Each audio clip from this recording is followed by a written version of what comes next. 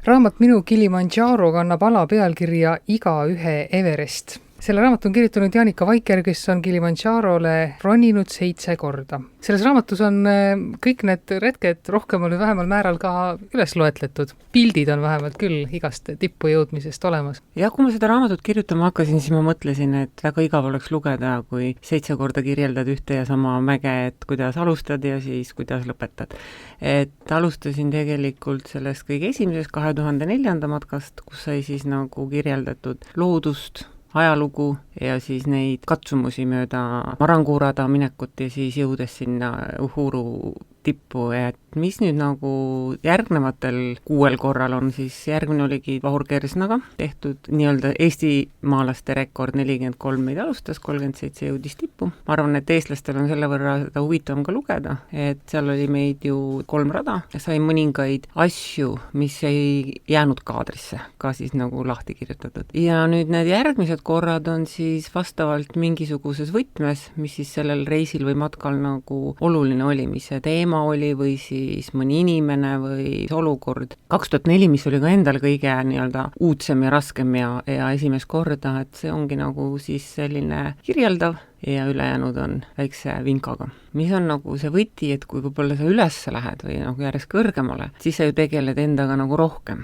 sest iga päev ju läheb see asi raskemaks. Aga allatulekuga on ju vastupidi, et see, mis nagu üles minnes jääb nägemata, on võimalik alla tulles jäädvustada. Mis on küll nagu erinevate radade puhul on see, et kui näiteks Marangurada on ülesminek ja allatulek täpselt sama teed mööda, siis Mashame või Rongai on või Lemosho on, et minnakse üles ühte rada pidi, alla tullakse nagu teist rada pidi. Et noh, et need vaated on selles suhtes ikkagi erinevad ja loodus ka natuke erinev. Oled kõikidel radadel käinud ka? Ma ei ole teinud otsast lõpuni Rongaid, aga põhimõtteliselt, kui me tegime seda raamatut Rimmerset Tours, siis meil oli selline kombineeritud matk, mis oli põhimõtteliselt nagu 360 kraadi, ehk siis ümber mäe, kus me siis nii-öelda matkasime praktiliselt kõikidel radadel mingisuguse lõigu. Nii saabki öelda, et tegelikult ma olen matkanud igal rajal. Kilimandžaro tippu või vähemalt sinna tipu poole läheb igal aastal väga palju inimesi. Seal peaks olema nagu pidevalt ju voorimine ainult üles ja alla. Ütleme, kui sa ikka satud sinna minema nii-öelda tippooajal ehk siis veebruaris või septembris, ka august on suhteliselt rahvarohke, siis võib juhtuda tõesti nii, et sa pead aeg-ajalt teed andma mööda minejatele või allatulijatele. Me kutsusime siis nii-öelda neid liiklusummikuteks ehk siis traffic jam'ideks seal mäe peal, et ma võingi öelda 2010 oli see vist, kui ma käisin septembris. Siis oli tõsiselt palju seda rahvast, et kuiv oli ka ja siis kui ma just nagu võrdlen vihmaseid ronimisi ja kuivi ronimisi, siis kuivas on tolm, see vihm lööb nagu korraks õhuklaariks ja saad nagu kergemalt hingata, et aga see on selline, kui sul 100 tükki panev rivis, siis kõik see tolm tõuseb niimoodi nagu üles. Et aga tegelikult see oligi Mashame rada, et kui oleks valinud võib-olla mõne teise raja, näiteks seal Rongai peal võib-olla oleks olnud väga vähe inimesi. Kõik nagu lähevadki sinna Mashame raja peale, et see on kõige ilusam ja müüakse nagu nii-öelda seda kõige populaarsem ja aga kui sa tahad nagu ikkagi olla loodusega üksi, siis mina soovitan võtta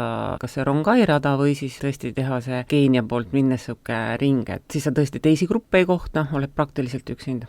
Tippu mahuvad ikka ära kõik? Tegelikult ma mäletan ühte korda, minu arust oli seesama september, kui oli nagu hästi palju rahvast, siis oli tõesti niimoodi nagu seal tipus see pildi tegemise järjekord, sest noh, nii mõnelgi on ju sponsorid ja neid lippe ja siis igasuguseid atribuutikat on sinna tippu kaasa tassitud. Ma mäletan, et seal oli üks Hiina poiss, kellel oli siis vaja teha 20 fotot ja iga kord oli tal kõhu peal uus sõna kirjutatud, noh ma ei tea, tahtis seal mingit klippi kokku lõigata, mis iganes, ja siis ülejäänud inimesed lihtsalt ootasid, siis oli küll nagu täiesti võtta järjekord, et saaks oma pildi ära teha ja alla tagasi. Selles raamatus muidugi ei ole ainult mäest juttu, siin on juttu natukene Aafrikast, siin on juttu natukene naistest. Mulle tundub, et sa natukene muretsed selle Aafrika pärast ka. Mis asi see muretseme siis on? Pigem nagu, kuna ma puutusin kokku rohkem või oma turismitööd tehes Tansaaniaga, elades mingi aeg seal, kui sa oled seal, siis paratamatult sa annad ka sinna samasse kohta nagu tagasi. Ja teistpidi, et Kilimandžarol ongi see, et kui sa nagu sinna tippu lähed, siis need giidid ja need kandjad, kes su ümber on, nad on su parimad sõbrad sellel hetkel ja siis sa kuuledki neid lugusid ja siis sa näed ja tekibki nagu mingisugune tagasiandmise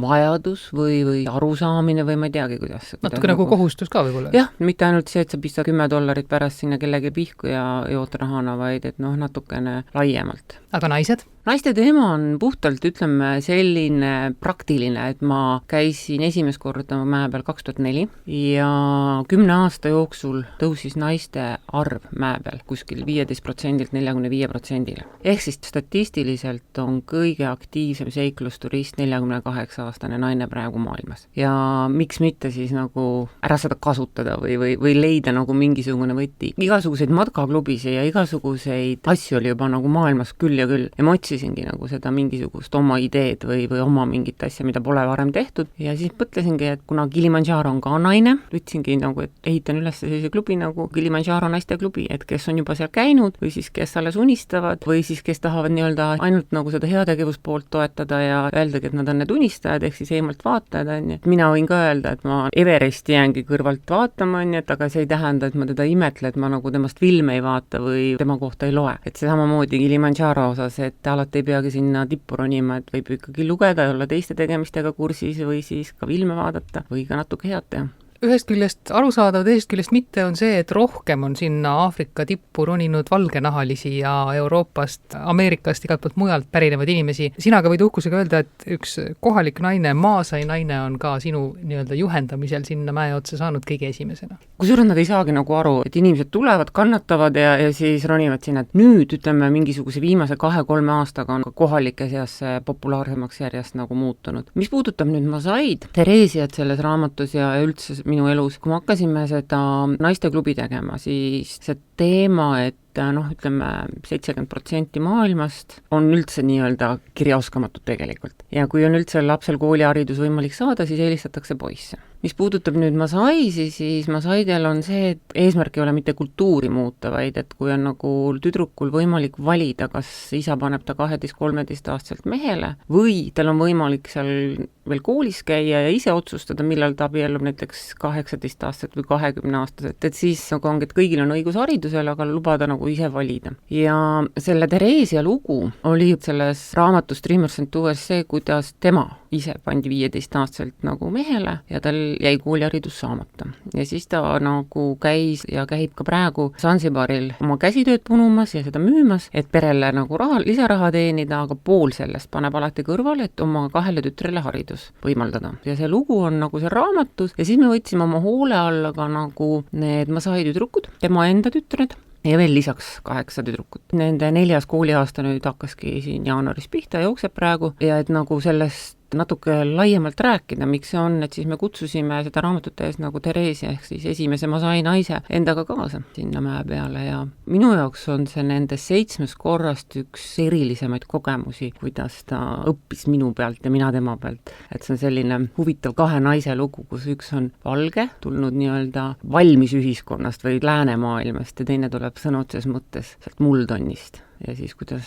tegelikult mäe peal me oleme võrdsed. Kindlasti nagu üldse Kilimanjaro jätab mingisuguse jälje ja mingisuguse mõtlemise paneb rohkem paika kui madalamal pool matkates, aga Theresiaga ta oli täiesti läbi, ta arvas, et ta sureb ära. Kui meie oskame mingeid asju võrrelda, meil on mingid kogemused, kui meie teame, mis asi on see üleväsimus või temal oli mitu korda see surmahirm, ta nõudis, et teda kohe nagu arsti juurde viiakse, et midagi on väga pahasti, mis me teie, et tegelikult need on sul lihased, mis on nagu 7-päevasest kõndimisest haiged, et lihtsalt 2-3 päeva läheb mööda ja kõik on jälle hästi, on ju, et näiteks ka toidu puhul, et mida nagu meie seal sõime, on ju, kuna tema uskumused ja mingid asjad nagu pole kunagi maitsenud proovinud, on ju, et siis ta ei söönud neid asju, aga ta vaikselt proovis, õppis ja tuli nagu sellega kaasa, on ju.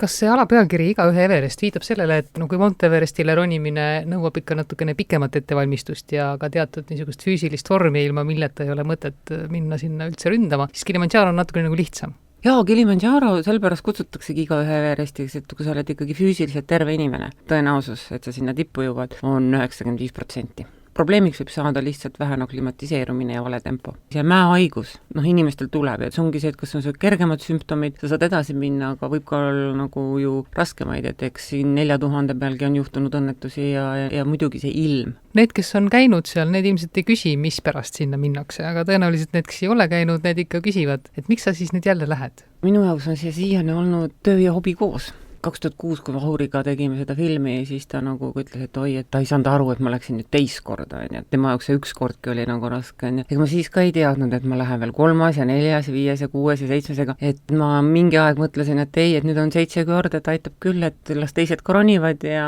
las teised ka lähevad, et ma ei tea, et võib-olla tuleb veel minna, tuleb mingi idee, tuleb mingisugune võimalus, et praegu on kõige vanem naine 87-aastane, kes on tipus käinud, võib-olla ma kunagi mõtlen 90-selt, et võiks ju minna. Kõrgemad tipud erinevates ilmajagudes on niisugused erilised paigad, aga kõik nad on muutunud tänapäeval ikkagi rohkemal või vähemal määral turismiobjektideks. No Kilimanjaro, ma võiks öelda, on puhas turismiobjekt. See rahvuspark on nii ära organiseeritud, aga see ei ole üldse halb. Esiteks, ma nüüd võrdlen 2004 ja täna näiteks 2016, siis see mägi on väga puhas. Tähendab, rahvuspargil on väga suured reeglid ja ma ei imesta, kui ma järgmine kord sinna lähen, on veel mingi reegel tekkinud, et kunagi sa said ka seal nii-öelda vahelaagrites, kämpingutes osta kuskile purgi õlut, täna enam alkoholi seal siis mitte kuskil. Keelatud on, et sa nagu isegi mäe peale kaasa võtad. Kui varem võis võtta plasmaspundelitega vett kaasa, nüüd kontrollitakse kõik turistide kotid läbi, et plasmaspudeleid mäe peale kaasa ei lähe, on ainult need villitavad pudelid, et sa täidad oma veepudeleid igas laagriplatsis. See on puhtalt sellepärast, et see prügi sinna maha ei jääks, et sina võid anda selle prügi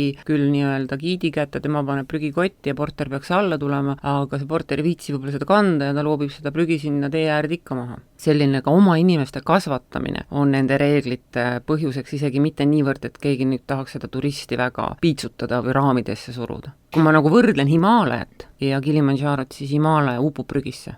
Kilimanjaro muutub iga korraga puhtamaks. Selle raamatuga ma kujutan ette, et on küll niisugune asi, et see minu Kilimanjaro lugu sinu puhul ei ole veel lõppenud. Et kui sa siin kõhkled, et kas ja mis, siis ma arvan küll, et sa sinna lähed veel. Jah, täpselt seesama hetk, kui ma raamatut hakkasin lõpetama, võttis ühendus 75-aastane Inglise proua, kes nüüd peaks veebruari lõpus minema, et noh, et ma ei tea nüüd, kas ma lähen kaasa või ei lähe kaasa, et siin sõltub veel mingitest asjaoludest, võib-olla pean koti pakkima minema mäele.